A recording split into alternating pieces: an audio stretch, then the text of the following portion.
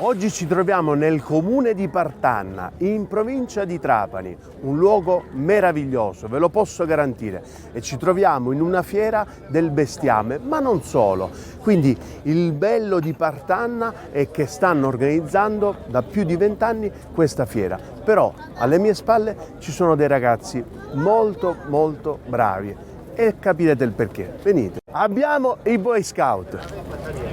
E i Boy Scout sono veramente quei ragazzi che fanno qualcosa di diverso rispetto ad altri ragazzi. Perché fanno qualcosa di diverso rispetto agli altri ragazzi? Noi diciamo che andiamo controcorrente. Una caratteristica, proprio ieri ne parlavamo con i ragazzi nella legge Scout, amano e rispettano la natura, quindi quale occasione migliore quella di essere presenti alla Fiera del Bestiame, quindi qua a Partanna. Tra l'altro noi siamo nati nel 46, quindi quasi 80 anni fa, e seguiamo sempre le orme del nostro fondatore Baden-Powell, questo generale inglese che ha fondato lo scoutismo nel mondo. Invece nel 46 Don Ragalbuto invece ha portato gli scout a Partanna. Boy Scout possono iniziare questo percorso importante, perché è anche un percorso di formazione, Sì. perché i ragazzi non è che fanno soltanto rispetto alla natura, imparano a fare delle cose. Vedo che siete tutti armati, avete i vostri coltellini, non è un'arma, è un qualcosa che viene utilizzato in maniera consapevole per fare cosa? E lo utilizziamo... Come ti chiami tu? Gloria. E lo utilizziamo quando magari per esempio dobbiamo raccogliere la legna e magari dobbiamo staccare dei rami dall'albero. Lo utilizziamo magari per fare il pane twist, che è un pane scout fatto soltanto con farina, acqua e sale, dove abbiamo bisogno di un rametto dove dobbiamo togliere la corteccia, dove poter mettere poi il pane twist. Che e poterlo meraviglia. cucinare. Siete meravigliosi ragazzi, questa è la cosa che mi riempie il cuore di gioia. Intanto vedervi, perché siete belli, organizzati, sorridenti, questo mi fa piacere. Ma avete come dire, un cavallo di battaglia, un canto, un qualcosa che fate per caricarvi durante la giornata? Perché so che le vostre attività sono belle, massicce, sì, toste, sì, sì. Diciamo, accompagniamo e intervalliamo le nostre attività con dei ban. Ok. Non è un canto ma è un ban. ban. Di solito è un'attività movimentata, quindi il canto con i movimenti. Allora, io vi propongo due cose. La prima cosa è ascoltare questo ban. La seconda cosa è che facciamo questo giro insieme, quindi andiamo a vedere questa fiera e voi seguite me. Vi accompagniamo. Quindi iniziamo con questo ban? Ok. A Forza. voi. Questo è il ballo del cibo, filo balla sempre più figo. Questo è il ballo del nostro sud-ovest.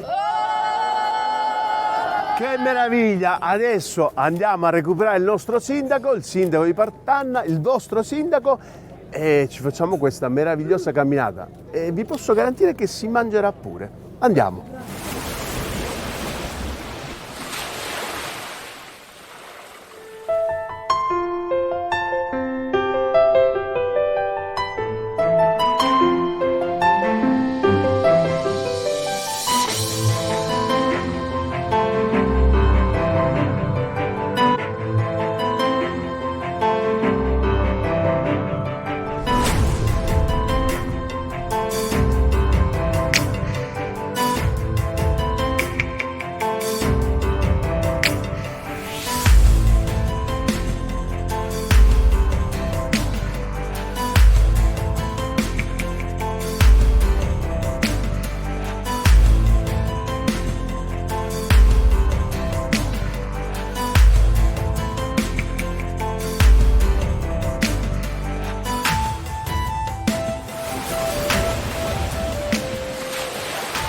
Anche oggi incontriamo l'assessore regionale Salvatore Barbagallo, con il quale in realtà ci eravamo già incontrati qualche tempo fa, perché con Isola Verde vi abbiamo raccontato un grande evento per la nostra isola, ovvero il G7 a Ortigia.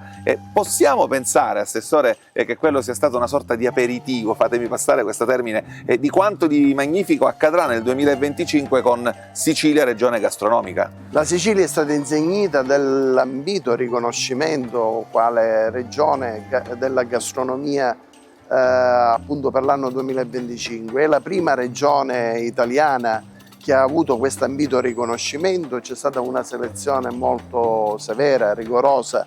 La giuria è stata parecchi giorni in Sicilia, certo, e ha valutato tutti i nostri prodotti.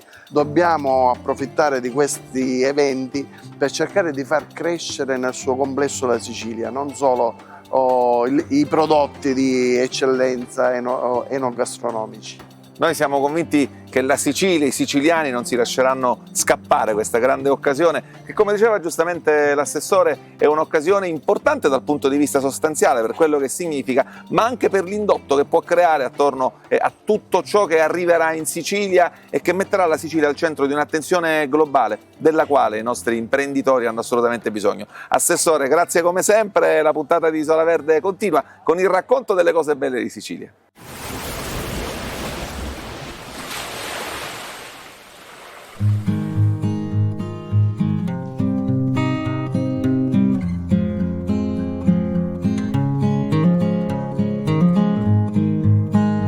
Tutte le volte che si arriva in un comune nuovo, e questo è Partanna, noi dobbiamo avere l'appuntamento col sindaco Livilli. Allora, io innanzitutto trovo doveroso ringraziare l'assessorato all'agricoltura, Antenna Sicilia e tutta la sua troupe per aver scelto Partanna per questa occasione di promozione di questo territorio. Quindi ringrazio e rinnovo il ringraziamento a tutti quanti voi. Partanna, come avete potuto ben constatare, è un paese la cui economia si basa principalmente sull'agricoltura, per cui è di fondamentale importanza da parte dell'amministrazione, ma da parte di tutte le amministrazioni che amministrano comuni prettamente agricoli, promuovere il territorio e i propri prodotti. Certo. E questo vi fa onore perché in qualche maniera questo è un territorio che sta riprendendo nuovamente linfa. Questo è un luogo che da più di 20 anni, che cosa c'ha? Assessore Inzerillo, c'ha una fiera importante. La fiera del bestiame che ogni seconda domenica del mese puntualmente viene svolta in questa location.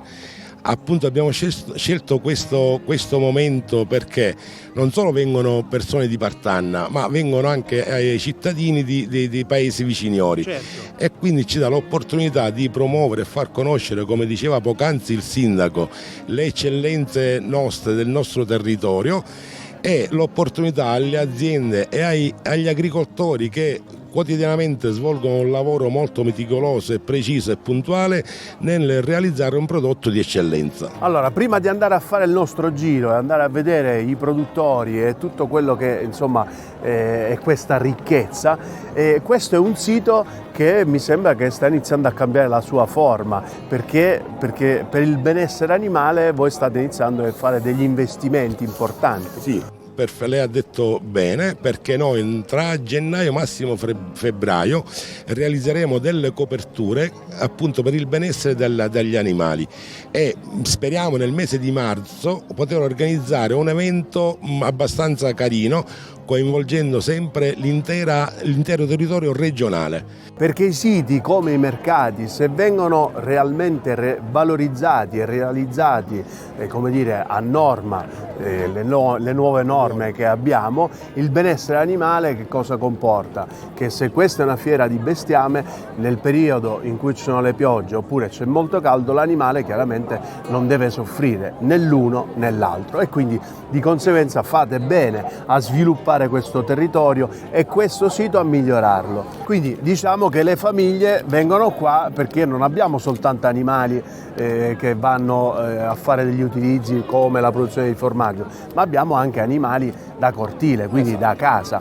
Perfetto, signor Sindaco, penso che adesso è arrivato il momento di andare a vedere i ragazzi dell'Istituto di Castelvetrano. Bene. Alberghiero. Andiamo.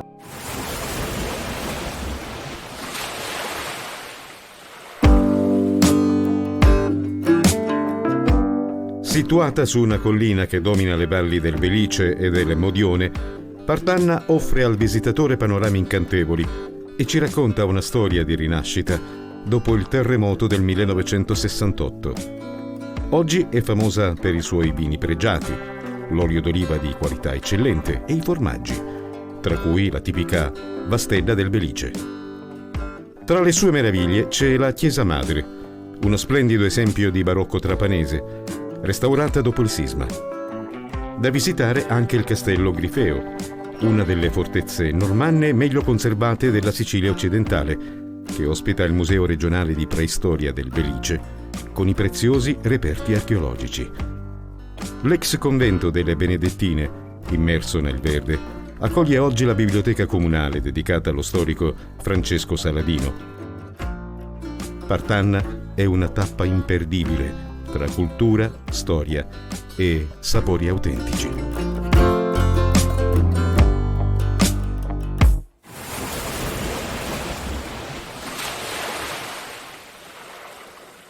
Isola Verde arriva ad occidente della nostra meravigliosa isola. Oggi siamo a Salemi e oggi tutti insieme scopriamo come si produce questo formidabile prodotto che ho qui tra le mie mani. Un capolavoro tutto siciliano, la vastedda del Belice DOP, da questa forma assolutamente riconoscibile. Pensate, bisogna seguire alcune ferree regole a che questo prodotto sia considerato un prodotto DOP. Oggi siamo all'interno di un'azienda storica, tante generazioni, sono le generazioni della famiglia Cucchiara che, pensate, adesso con Baldo stanno portando avanti grazie ai loro allevamenti e grazie a questo procedimento assolutamente incredibile la commercializzazione, ma soprattutto la produzione di questa meravigliosa vastedda del Belice. E oggi scopriremo proprio come si prepara la vastedda del Belice. Vi presento Baldo Cucchiara, venite con me. È proprio questa l'anima dell'azienda casearia Cucchiara e, come avevo promesso, ecco qui Baldo. Buon pomeriggio. Buon Baldo. pomeriggio. Benvenuto a Isola Verde e grazie per averci aperto le porte dell'azienda, del tuo caseificio. Baldo già è al lavoro, però mi piace tantissimo raccontarvi che questa favola comincia grazie ai tuoi bisnonni, no? Comincia tutto da nonno Turiddu in realtà. Eh sì, è stato lui a fondare l'azienda, poi mio nonno e gli altri fratelli e adesso... Tocca a te. Sì. Che sei giovanissimo ma già con le idee molto chiare. Questo hai cominciato a lavorarlo 2 giorni fa all'incirca. Esattamente, questo qua è il formaggio che abbiamo cagliato, la tuma che abbiamo cagliato 2 giorni fa, con queste temperature che siamo abbastanza rigide, ci vogliono anche 48 ore per acidificare, perché è un'acidificazione naturale. Ho fatto poco fa, prima che arrivate delle prove di filatura, questo formaggio ha un'acidificazione abbastanza spinta. Quindi è pronto a questo punto? Sì. E quindi cosa fai? Lo tagli a fette? Adesso che faccio? Lo taglio così a fettine, dopodiché lo metterò all'interno di quell'attrezzo che si chiama... Questo attrezzo che ha un nome bellissimo, si chiama il Piddiaturi. Piddiaturi, esatto. Questo qua, è l'attrezzo fondamentale, perché qui dentro si svolge l'operazione di filatura. Tu mi dicevi che con questo da 17 anni ci lavori. Sì. Mentre con questa pala hai fatto più di 100.000 vastedde. Più di 100.000 vastedde.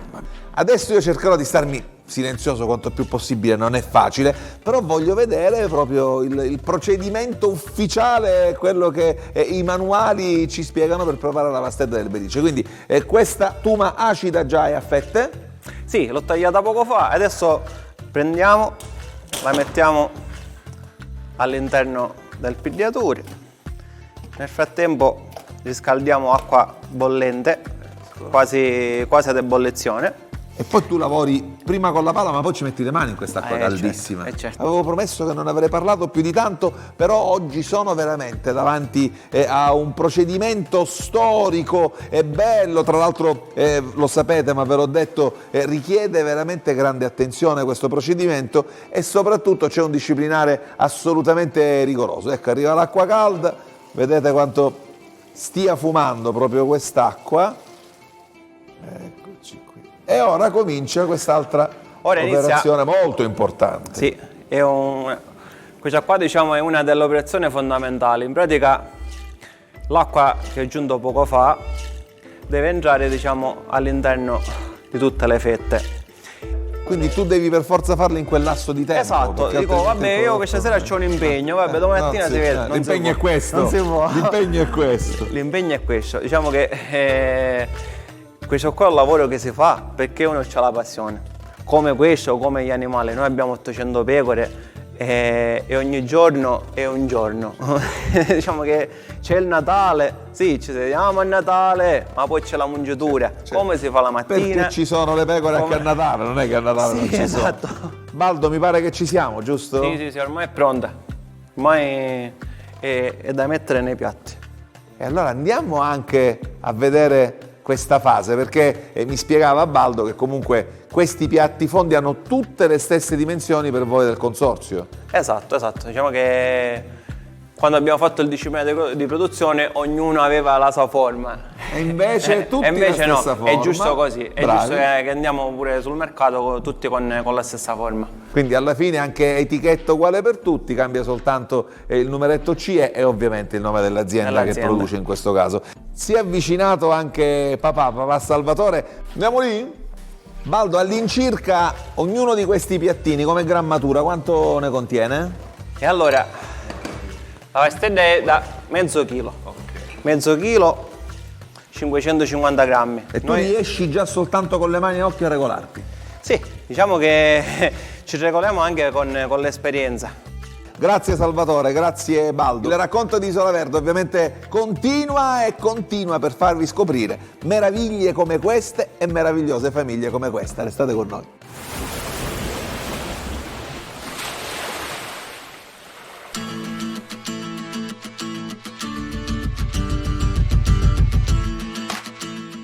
Qui mi trovo con i ragazzi, i professori dell'Istituto Alberghiero di Castelvetrano. È una meraviglia vedervi tutti qua a lavorare, vogliosi. Ma sono veramente vogliosi, vicepresidente? Assolutamente sì, questa è una grandissima occasione questa mattina di fare scuola in maniera diversa, fuori dalle mura scolastiche, un modo per valorizzare, per promuovere la cultura, la tradizione enogastronomica del nostro territorio.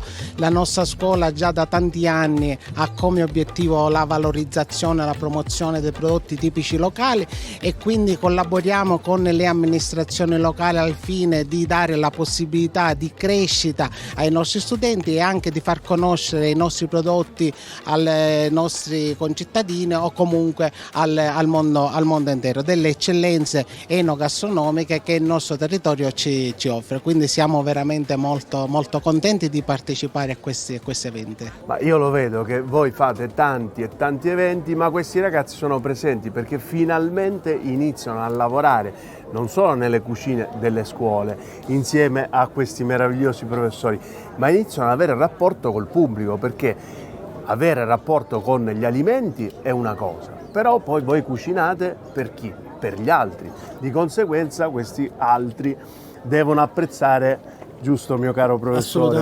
Assolutamente le pietanze. Sì. Le pietanze che debbono essere presentate. Oggi come oggi vediamo bombardati da pubblicità, insomma da prodotti, da marketing che cercano di venderci qualcosa. Noi cerchiamo di insegnare a scuola che il cibo va raccontato, bisogna raccontare da dove viene, bisogna raccontare cosa stiamo mangiando. Diceva Ippocrate, noi siamo, il cibo sia la tua medicina, la medicina sia il tuo cibo, quindi noi siamo ciò che mangiamo. Per cui dobbiamo assolutamente cercare di valorizzare la nostra salute mangiando bene, ma anche il territorio e quindi anche cercare di avere delle ricadute economiche non indifferenti appunto su quelli che sono gli operatori del settore. Giustamente tu hai parlato di tradizione di un territorio che ha tantissime cose. Io qua vedo una cipolla che chiaramente questo non è il periodo perché ha iniziato a ricacciare, ma questa è tipica del territorio. Assolutamente sì, questo stiamo giocando in casa perché questa la cipolla rossa di Partanna è una cipolla prettamente estiva, è una cipolla dolce, ricca di acqua, quindi tende a conservarsi per il breve periodo. Noi tant'è che abbiamo cercato di mettere diciamo agli amici a casa, scusa se ti interrompo, perché quando è ricca di acqua vuol dire che inizia ad avere una parte umida, questa parte umida si deteriora rapidamente. Molto più facilmente rispetto alle altre cipolle. Però la caratteristica di questa cipolla è che è una cipolla molto grossa, oltre ad essere buona fa anche bene perché contiene una sostanza antiossidante che si chiama quercitina, che è una tra gli antiossidanti più potenti che conosciamo in natura, assieme a tanti altri ovviamente. Quindi la cosa giusta che questa è una medicina. Assolutamente. E di conseguenza ne dobbiamo fare uso ed abuso. Assolutamente. Quindi sì. Cari ragazzi, la cipolla vi piace? Cipolla e aglio. Ti piace? Certo. E ne mangi tanta? Abbastanza. Brava. Che ricette ci facciamo? Allora, noi con questa cipolla abbiamo pensato di fare un antipasto gourmet, quindi un crostone di pane nero di Castelvetrano. Qui abbiamo il pane nero di Castelvetrano che ha la caratteristica di essere fatto con pane molito a pietra integrale di farina di tumminia, quindi grano tumminia, un grano antico. Adagiato su questo crostone di pane leggermente tostato, appunto della cipolla rossa di Partanna che abbiamo caramellato antecedentemente e resa un po' più rossa con l'ausilio del vino, quindi non coloranti ma semplicemente i tannini presenti nel vino rosso per dare, insomma, per ravvivare un attimo il colore. Dopodiché andiamo a appoggiare una polpetta di carne, la classica polpetta della nonna fatta con l'aglio, col pecorino, col pangrattato, insomma proprio prodotti tipici del nostro territorio che ricordano in qualche modo anche i sapori della nostra tradizione, della nostra infanzia anche. In ultimo sopra la polpetta andiamo a mettere una colata di Vasset del Belice, questo formaggio eccezionale, quest'unicum mondiale. Non esiste in nessuna parte del mondo una mozzarella di pecora a pasta filata, quindi dobbiamo essere orgogliosi di poterla presentare, orgogliosi insomma di avere anche questo prodotto di così tale importanza. Un altro piatto che andrei a presentare è la busiata con il pesto belicino. Busiata tipica del territorio che viene fatta con grani antichi, è un prodotto a chilometro zero, un prodotto che viene molito a pietra e in qualche modo poi qui abbiamo due tipi di farina, una farina molita a pietra e una farina molita a cilindri, quindi abbiamo anche la presenza di germe di grano, la presenza di crusca, ovviamente un pochettino di toglio perché altrimenti la pastificazione non avverrebbe. Spieghiamo perché. Perché tutti i processi che noi stiamo conoscendo, molte persone non lo sanno, perché dire noi siamo quello che mangiamo, ma in realtà se tu vai a prendere la materia prima che è il grano e la vai a privare di tutto mangiamo solo quindi zucchero, l'ultra lavorazione, esatto. Chiaramente noi mangiamo qualcosa che è privo di altre sostanze. In realtà qua ce le abbiamo. In realtà qua abbiamo tutto, quindi abbiamo i carboidrati, quindi la presenza di zucchero, ma oltre ai carboidrati abbiamo anche appunto la presenza di fibra che fa molto bene, tra l'altro abbassa il tasso glicemico dovuto agli zuccheri, quindi in qualche modo ci equilibra. Perché crea quella patina all'interno del nostro intestino che è protettivo, quindi la fibra fa bene. Assolutamente sì. E non ultimo anche il germe di grano, questa parte che è minima rispetto al grano, parliamo dal 4 al 6%, ma che contiene un'esplosione di vitamine, quindi dalla vitamina E, sali minerali, vitamina A, insomma tantissime vitamine, per cui è un alimento che quando ci andiamo a mangiare, oltre a saziarci, ci dà salute, ci dà benessere e ci dà soprattutto gusto, perché lì troviamo il gusto della terra, della nonna, ecco i gusti che oggi si sono persi. Professore, meraviglioso.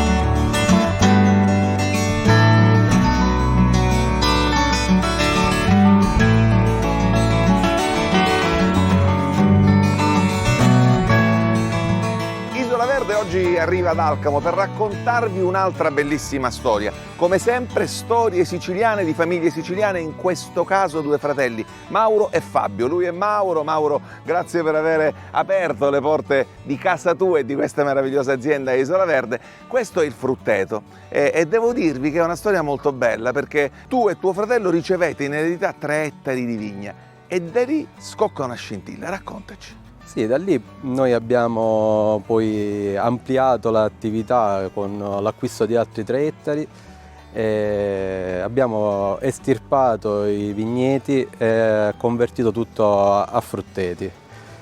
E da lì poi nel 2017 si è costituito ufficialmente il frutteto e abbiamo, grazie all'insediamento al PSR, insediamento giovanile, abbiamo ampliato ulteriormente fino ad arrivare ai 20 ettari di oggi di produzione, sempre di alberi da frutta. Mancava uno step, cioè lo step finale dove poi siamo arrivati oggi, che è quello della trasformazione.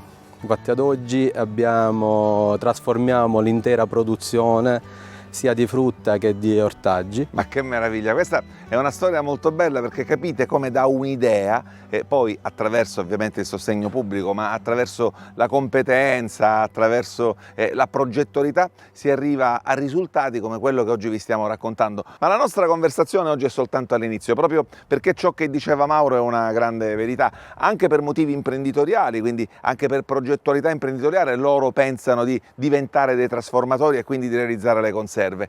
Oggi queste conserve sono il fiore all'occhiello di questa azienda, ma di novità da raccontarvene. A proposito loro ne abbiamo veramente tante, quindi il racconto di Isola Verde continua.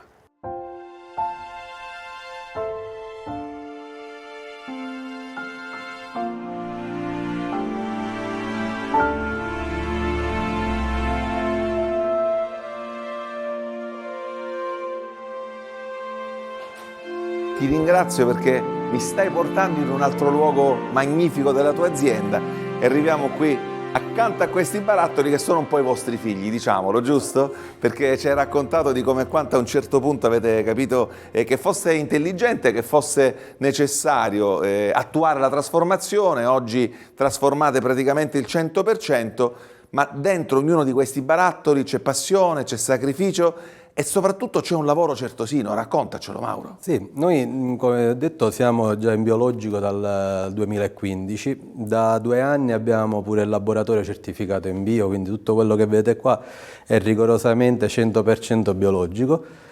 La particolarità delle nostre marmellate, confetture principalmente è il grado di maturazione della frutta che andiamo a mettere all'interno. Perché essendo che siamo produttori, il nostro valore aggiunto è quello che riusciamo a raccogliere il frutto appena alla maturazione. Questo ci permette di comunque aggiungere meno zucchero alle confetture. Altra cosa importante è che noi lavoriamo tutto con buccia, quindi non facciamo scarti di nessun genere e questo poi lo ritrovate all'interno delle nostre conserve, comunque marmellate e confetture. La vera sfida è stata quella di avere un prodotto naturale, senza conservanti e soprattutto chi assaggia i nostri prodotti deve riscoprire il vero gusto del frutto che sta mangiando.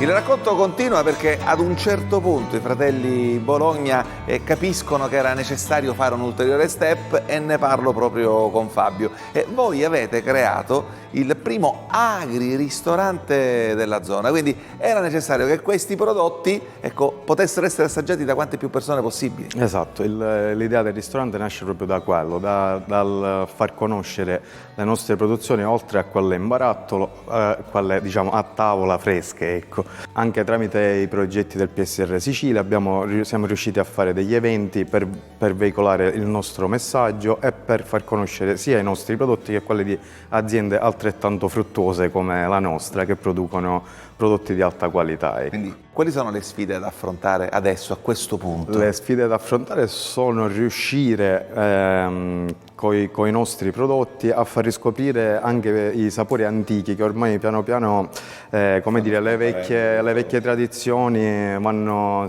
in disuso, ecco. E noi cerchiamo di mantenerle vive con le nostre produzioni e col nostro lavoro. Anche noi facciamo il tifo per voi e come avete visto anche questa volta vi abbiamo raccontato una gran bella storia siciliana. Questi due fratelli che con le loro famiglie ormai da diversi anni portano avanti un'idea che è un progetto e che alla fine è un progetto di salvaguardia e di racconto del prodotto siciliano e quindi in questo caso che ben vengano idee e progetti come questi. Fabio, grazie veramente, in bocca al lupo per tutto e viva il frutteto, il racconto di Isola Verde continua.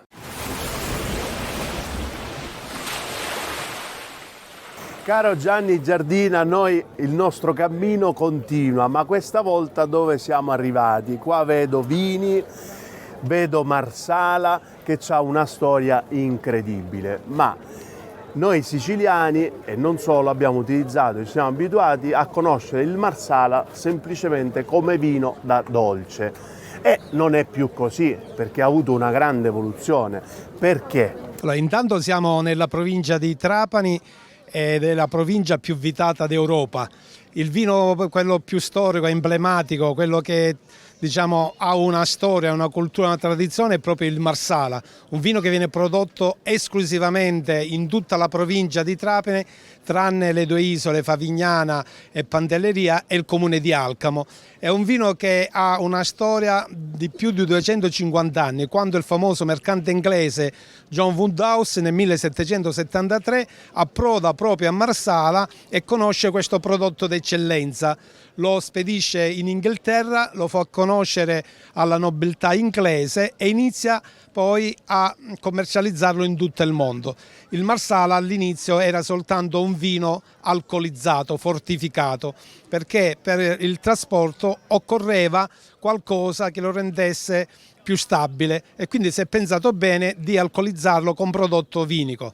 Poi il Marsala diventa un prodotto d'eccellenza, un prodotto particolare, ha anche dei momenti di oblio. Dovete pensare che esistono addirittura 29 tipologie di Marsala, quindi è un vino molto eclettico che si può prestare a qualsiasi tipo di abbinamento. Normalmente noi eravamo abituati come vino da dessert. E adesso ci sono tanti ragazzi che fanno mixology, che inseriscono il Marsala anche come cocktail, quindi nel famoso aperitivo che tutti conoscono. Qui abbiamo un produttore che ovviamente lei è felicissimo perché c'è questa grande perché che crescita. i giovani si stanno avvicinando a bere il vino, sono felicissimo, cosa che negli anni passati si erano già allontanati con la Coca-Cola eccetera e altre bibite particolari. Io nel 2011 ho iniziato a produrre il moscato secco, che è strano perché il moscato era solo dolce, era un vino dessert. Certo. Allora, i suoi terreni sono su che territorio? Allora, i miei terreni sono in provincia di Trapani, in territorio di Castelvetrano c'è la maggiore parte dell'azienda, dove sono coltivati i rossi. E poi invece nel comune di Partanna invece sono terreni argillosi, ma non è un'argilla di medio impasto, non sono argillosi compatti tipo vertisuoli. Certo. Dove produciamo il moscato, c'è pure il catarratto e il grillo. Insomma, fate tanto. Io direi, caro Gianni, apriamo una bottiglia, facciamo questo assaggio e direi proprio che Isola Verde, perché Isola Verde? Perché il nostro territorio è effettivamente prospero, cioè è un territorio che ci dà la possibilità di avere su tutta la parte della Sicilia, da Catania fino a Trapani, territori meravigliosi che riescono a dare queste eccellenze. Volevo raccontare una piccola storiella, ma molto breve, sul Marsala, perché il Marsala era conosciuto anche come vino, se vi ricordate, ricostituente. Le nonne lo consigliavano con l'uovo, ma quello non è il vero Marsala. Il vero Marsala è un prodotto d'eccellenza. Adesso abbiamo un consorzio che è rinato, che lo sta facendo conoscere in tutto il mondo, e c'è una storiella molto bella legata un po' alla sicilianità, che è quella del proibizionismo, quando il Marsala veniva venduto in America ai nostri connazionali, e nel periodo del proibizionismo i nostri connazionali si sono inventati un'etichetta particolare. Dietro hanno fatto scrivere for size of hospital, che significa per uso ospedaliero. In pratica andavano dai medici e se lo facevano proprio scrivere come ricostituente. Esatto, quindi abbiamo superato anche questo problema. Noi abbiamo la fortuna che abbiamo un prodotto che esprime l'eccellenza, ma abbiamo anche dei produttori che fanno dei grandi sacrifici, perché il territorio ovviamente è difficile anche da coltivare. Adesso stiamo vedendo che abbiamo delle problematiche con l'acqua e quindi oppure delle temperature molto alte, però nonostante ciò questi vini riescono a essere performanti, a essere competitivi con il territorio mondiale, e questa è la nostra mission. Qua cosa stiamo bevendo? Prendiamo i nostri bicchieri. Allora, stiamo bevendo un moscato bianco vendemmia tardiva, significa che è una surmaturazione sulla pianta, non c'è appassimento dell'uva come il passito normale. Quindi invece di fare una raccolta noi lo lasciamo sulla pianta e lui appassisce, cioè va avanti con la sua maturazione. Infatti ha una gradazione zuccherina di raccolta superiore a 25. Un bel cammino.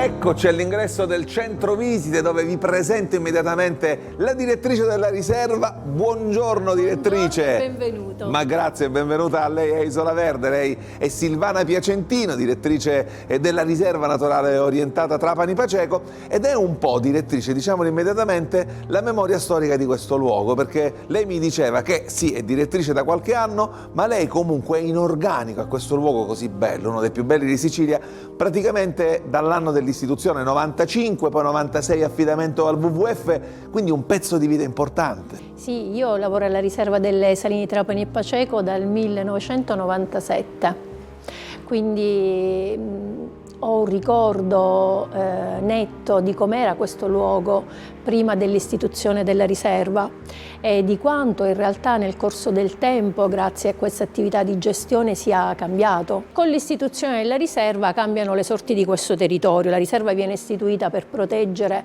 una delle ultime aree umide della Sicilia occidentale, un'area che rischiava di scomparire. Già al tempo i piani regolatori ne prevedevano la totale distruzione o l'irreversibile alterazione e molte di queste aree purtroppo erano state abbandonate e diventavano poi discariche.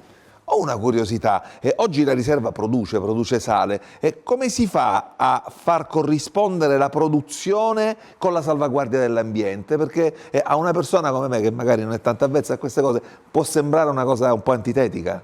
Sì, premesso che in questo territorio c'è sempre stata la presenza della salicoltura e già al momento dell'istituzione della riserva le saline erano produttive e hanno continuato ad esserlo, perché questo è uno di quegli esempi effettivamente del connubio della tutela di specie vegetali e animali con la tutela al tempo stesso di un'attività produttiva economica che è la salicoltura.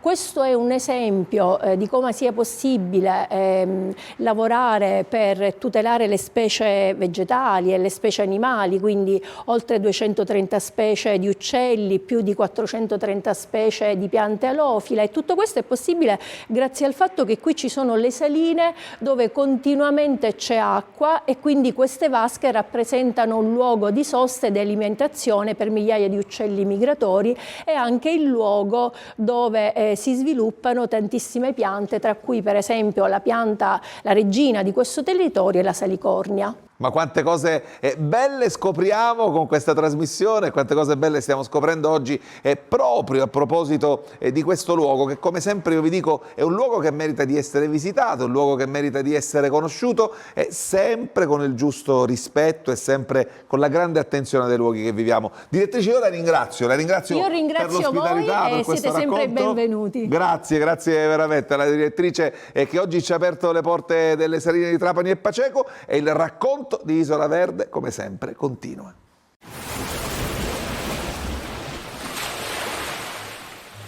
E qui siamo alla preparazione della vastedda. Perché la vastedda, mia cara signora? Una volta d'estate, quando faceva caldo, andava in fermentazione a formaggio. Certo. Allora il pastore, per non farlo perdere, diceva proviamo a filarla, perché lui aveva cognizione che una volta aveva le vacche e faceva la pasta filata.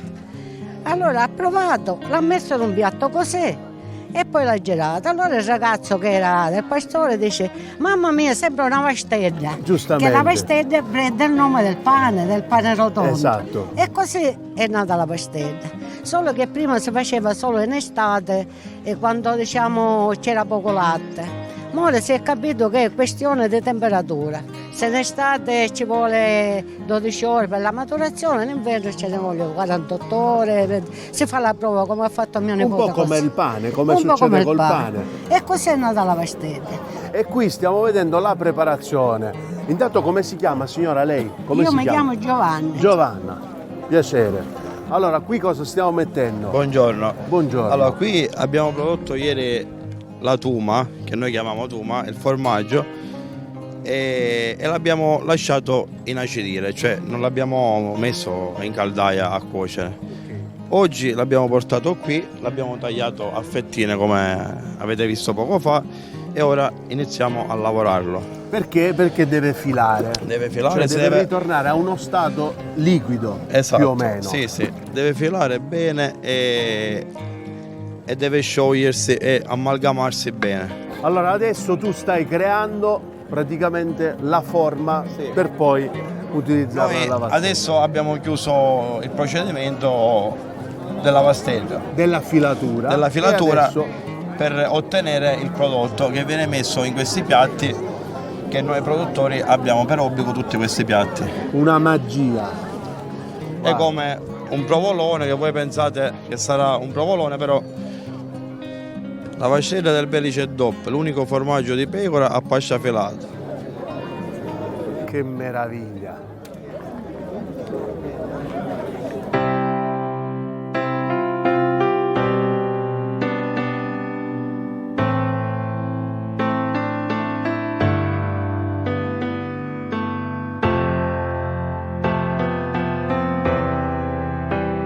nostro cammino continua. Siamo in provincia di Trapani, ma siamo in una zona altamente vocata.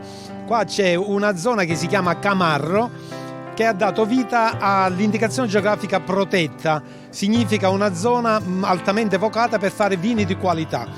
Qualche anno fa c'erano delle aziende che rivendicavano questa denominazione, adesso sono pochissime le aziende che rivendicano questa denominazione. Significa che il territorio si presta per prodotti particolari che identificano appunto un territorio. Secondo me ne vale la pena riprendere di nuovo questa denominazione, perché è una zona che fa vini di altissima qualità. Abbiamo avuto modo di assaggiare il vino precedente, ma adesso abbiamo un altro vino molto importante che è un connubio tra Nero d'Avola e Syrah, un vitigno autoctono che dà la mediterraneità, che appunto è il Nero d'Avola, il vitigno principe siciliano, ma anche il Syrah, che è un vitigno alloctono internazionale francesizzante che si è acclimatato molto bene e dà la possibilità di ammorbidire il nostro Nero d'Avola rendendolo unico e particolare. Quindi un grande vino per le grandi occasioni, un vino rosso che si abbina anche con i prodotti tipici del territorio, soprattutto con la Vastella del Belice, che è un formaggio della zona. Diciamo che questo è un vino non barriccato e pertanto si abbina perfettamente con una carne non eccessivamente grassa, una carne morbida e poco grassa, anche con un piatto di salumi si sposa in modo perfetto. Meraviglioso, grazie, un cin cin e continuiamo.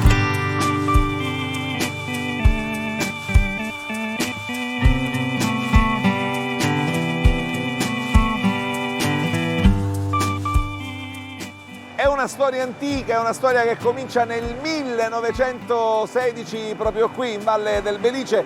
5 generazioni della famiglia Asaro che sono riusciti in più di un secolo a portare un prodotto DOP siciliano come l'oliva nocellara della Valle del Belice un po' in giro in tutto il mondo e soprattutto negli Stati Uniti d'America. Ecco, noi siamo proprio davanti al frantoio, non possiamo entrare perché il rumore di produzione non ci permetterebbe di far capire bene quello che stiamo raccontando, ma siamo in compagnia con 2 pilastri di questa meravigliosa azienda. Da questa parte abbiamo colui che è il responsabile dello stabilimento e quindi voglio salutare Gaspare D'Anna. Gaspare, grazie per aver accettato il nostro invito. E da questa parte il direttore generale che è Giusy Trinceri.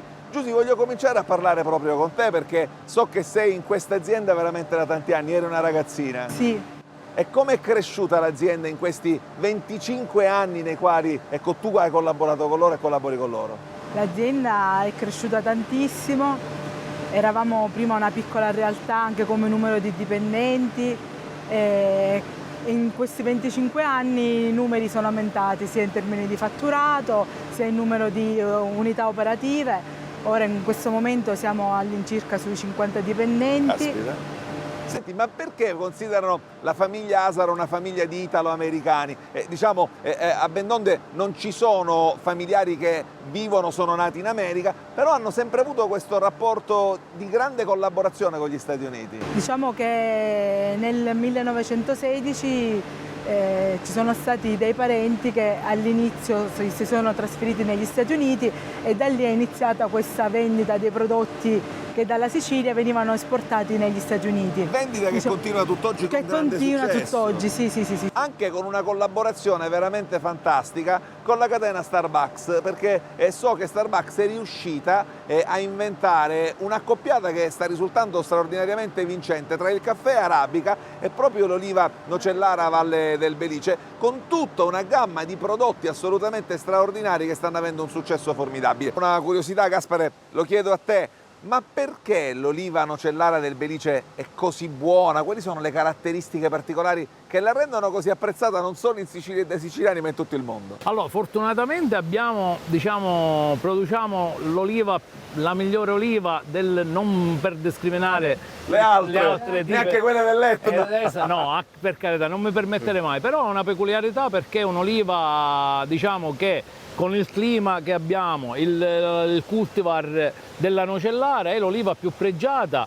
Infatti il triangolo Partanna, Castelvetrano, Campobello è rinomatissimo in tutta la Sicilia. Il triangolo delle olive. Il triangolo delle olive, perfetto. Dove si producono al 99,9% tutta oliva nocellare del Belice. Giusy, grazie infinite per averci aperto le porte della vostra azienda. Gaspare, grazie per il racconto straordinario che ci hai fatto. E questo è il racconto di Isola Verde. E tutto questo capiamo quando diventa un prodotto straordinario, come in questo caso il nocellare della Valle del Belice, e capiamo come e quanto questa sia una terra straordinaria. Il racconto di Isola Verde continua, grazie ai miei nuovi amici, e voi restate con noi su Antenna Sicilia e Telecolor.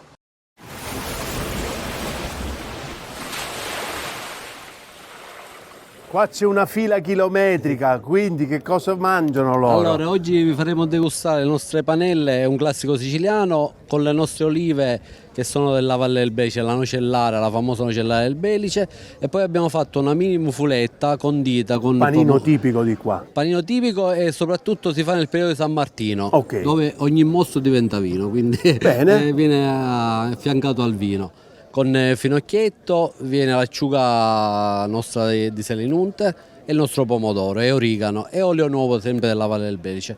E poi abbiamo messo un pezzetto di vastedda, che è un nostro formaggio tipico della Valle del Belice, molto Quindi delicato. io vi ringrazio, a voi, e però qua vedo che c'è una fila incredibile, ma glielo facciamo un applauso a sti ragazzi? E allora apriamo le danze, potete entrare liberamente. Grazie ragazzi. Grazie a voi.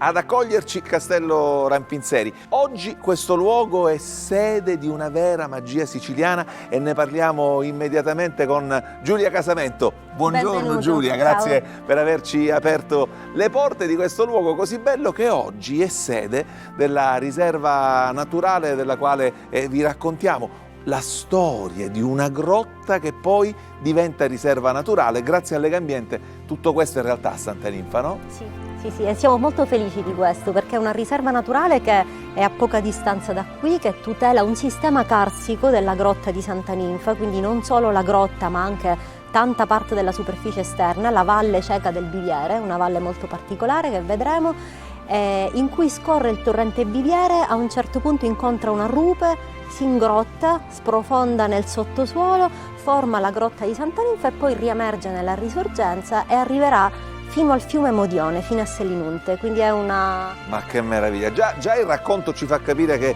tutto sarà molto interessante e molto affascinante, e con la storia di questo castello a un certo punto si interrompe perché purtroppo il terremoto del 1968 lo dirocca, è quasi abbandonato, e dopo un po' di anni però per fortuna il comune lo acquista, parzialmente comincia a restaurarlo, e oggi ci siete voi, avete una casa che è anche una casa intelligente perché serve ad avvicinare le nuove generazioni, soprattutto i ragazzini, ai nostri luoghi. Esatto, noi l'impegno per il quale il Comune ci ha affidato questo castello e per il quale noi sentiamo chiaramente una bella responsabilità è quello di aprire quanto più possibile al pubblico e svolgere iniziative per tutti e per le nuove generazioni.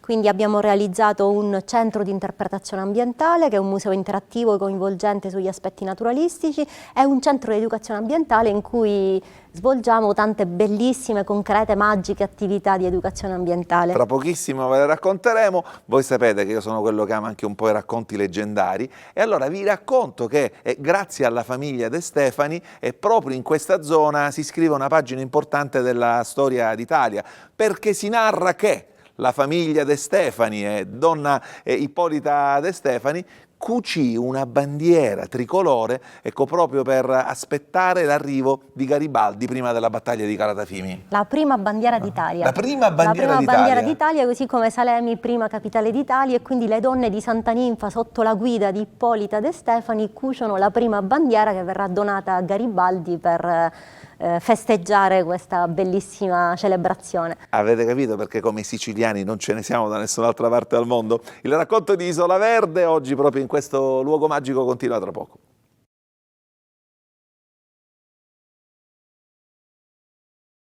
Amici di Isola Verde, a rischio della mia vita sono riuscito a calarmi all'interno della grotta di Santa Ninfa. È molto pericoloso e anche particolarmente arduo, ma vado avanti solo, mi hanno lasciato solo gli operatori.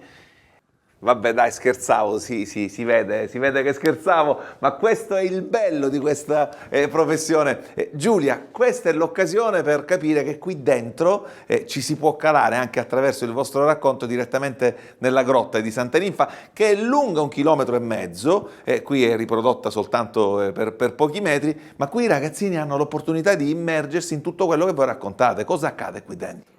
Questo è il nostro centro Esplorambiente, l'abbiamo chiamato così perché è proprio un centro in cui invitiamo tutti, bambini e adulti, alla scoperta e all'esplorazione del territorio, quindi loro sono invitati a toccare i plastici, annusare, ascoltare i suoni della natura, entrare dentro la grotta di Santa Ninfa, interrogare per esempio e scoprire dove sono le doline, dove è la Valle Cieca, cosa sono i Carren, eccetera, in un racconto appunto coinvolgente, interattivo e appassionante. Crediamo che la natura debba fare questo, debba appassionare e invitare alla visita e alla scoperta. C'è un altro angolo che mi ha incuriosito particolarmente, che è uno studiolo, però uno studiolo dell'Ottocento. Sì.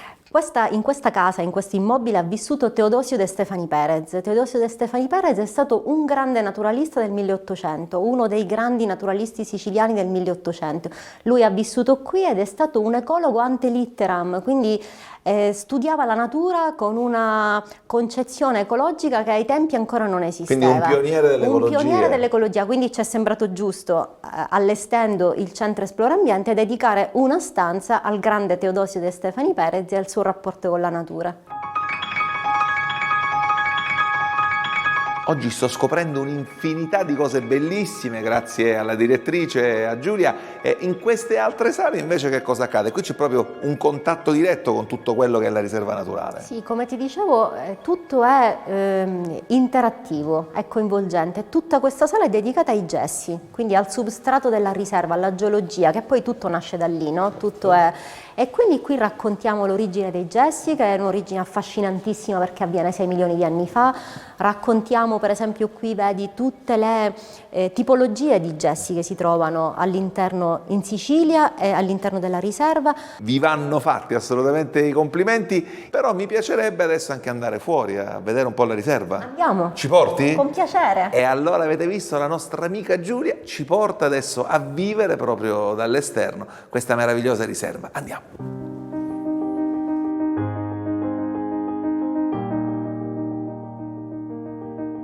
Immersi nella natura, davanti a noi un panorama, Giulia, veramente fantastico, veramente magnifico. Questa è la conca del Biviere? Esatto. E questa è una zona di protezione che ovviamente poi ci porta a tutto quello che vi abbiamo raccontato, ovvero la grotta. Diciamo immediatamente che in questo momento storico la grotta è visitabile soltanto dagli speleologi, quindi da chi è esperto e da chi è autorizzato per farlo, oppure è autorizzato l'ingresso per gli studi scientifici. Esatto. Però mi racconti, Giulia, come avviene quando è possibile farlo, per chi lo fa proprio l'ingresso nella grotta? Sono 3 diverse zone? Sì, sono 3 diverse zone. La prima parte è l'ingresso, diciamo i primi cunicoli, che sono tutti orizzontali e sono abbastanza semplici, anche se sono molto stretti, quindi ci sono dei cunicoli in cui bisogna inginocchiarsi, bisogna strisciare. Ma lo può fare chiunque, anche io lo potrei fare. Chiunque, anche tu lo puoi fare, basta che non soffri di claustrofobia. Allora abbiamo qualche problema. Poi c'è un pozzo in cui bisogna essere imbracati, bisogna chiaramente conoscere tutte le progressioni speleologiche, un pozzo di 8 metri che ti consente di arrivare al livello inferiore, dove scorre l'acqua, c'è l'acqua del torrente Biviere che quindi scorre, quella che praticamente scorre qui, che poi scende e la ritroviamo lì, che poi riemerge a valle nella risorgenza. E infine c'è un altro livello in risalita che porta verso un altro inghiottitoio, e questo è un ambiente veramente fantastico, con delle concrezioni bellissime, immerso nella pace più assoluta. Mamma mia, una descrizione tra l'altro perfetta. Giulia, so che fate parte di un sistema. Sì, è il sistema regionale delle aree protette. La regione ha istituito in tutta la regione, appunto in Sicilia, 75 riserve naturali, 4 parchi regionali e 245 siti della Rete Natura 2000. È un risultato veramente grande su cui bisogna lavorare davvero per valorizzare il cuore verde della nostra Sicilia e promuovere azioni di turismo sostenibile, agricoltura compatibile. Noi ci siamo insieme agli altri per questo risultato.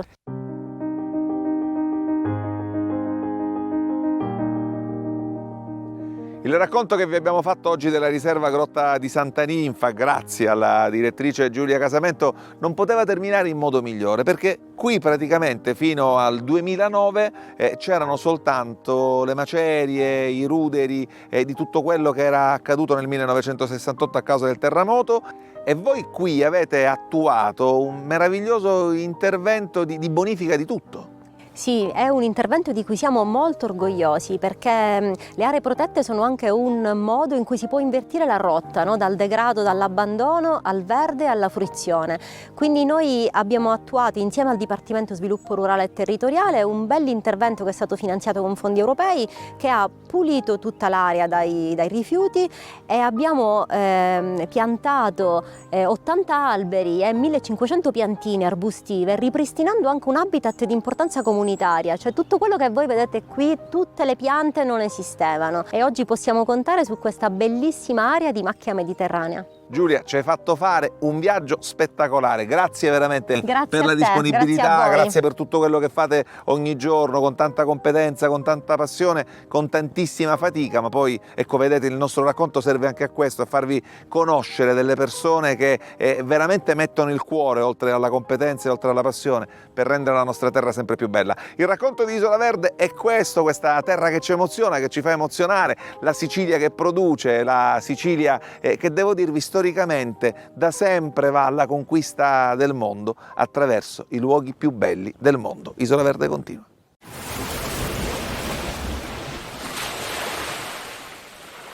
Siamo arrivati alle battute finali di questa cassata. Perché? La cassata è tra il sacro e profano. Parliamo di un prodotto millenario. Gli arabi hanno portato questa cassata non così in arte barocca. Loro adottavano questa pasta frolla e con questa ricotta veniva fatta al forno. Viene fatta tuttora a forno, un prodotto palermitano. Ma quando inizia a diventare così? Inizia a diventare così sempre nel 1475.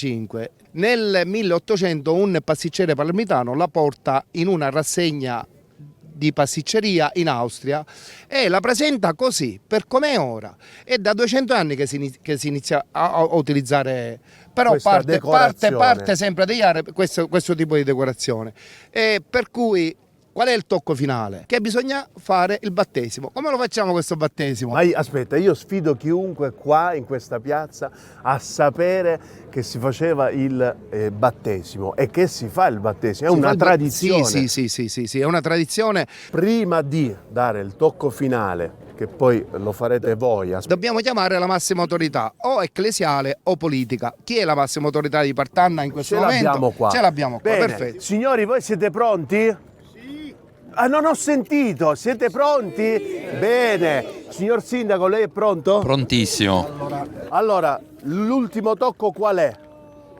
Bisogna prendere il pistacchio e benedirla nel nome del Padre, del Figlio e dello Spirito Santo. Ok, chi è laico lo può fare comunque. Obbligatorio, perché Allora, nel nome del Padre, del Figlio e dello Spirito Santo, battezziamo questa meravigliosa torta che rappresenta la Sicilia, è un dolce che rappresenta non un territorio ma l'intera Sicilia. Questo va sottolineato. E poi dulcis in fundo con un vino tipicamente del territorio trapanese. E adesso ne parliamo perché giustamente, come tradizione vuole, noi dobbiamo abbinare qualcosa che come dire, esalti questi gusti, giusto caro Gianni? Certamente, con un dolce storico, un vino storico, l'emblema dei vini, diciamo, da dessert a livello siciliano, ma anche, devo dire, a livello mondiale.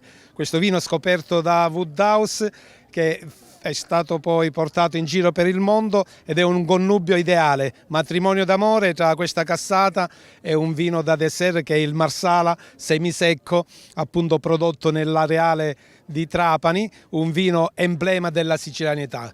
Matrimonio d'amore, vino delle grandi occasioni, sicuramente un'esaltazione del sapore della cassata con un vino aristocratico, importante, elegante, che si ritrova soltanto nelle occasioni importanti e nei migliori ristoranti del mondo. Che diciamo che per noi siciliani quando noi assistiamo a tavola è sempre una buona occasione per fare festa, e questa è la cosa, quello che noi portiamo agli altri. Quindi il vino lo abbiamo, Gianni lo sta servendo, la cassata c'è, è pronta, i ragazzi li abbiamo fuori, il pubblico è pronto perché ha la necessità di assaggiare quest'opera è una meraviglia. Quindi, cari ragazzi, noi siamo arrivati alla conclusione e io direi, ragazzi, lo facciamo quel canto meraviglioso che avete fatto prima? Dai, chiudiamo e aiutiamo questi ragazzi a esprimersi, vai! Oh yeah. In questa discoteca piace muovere la gamba, e muovi la gamba di qua, e muovi la gamba di là, e muovi la gamba di qua, di là, di qua, di là, e pero, oh yeah. Oh yeah. Dai, insieme, Gianni, insieme. Evviva! Evviva!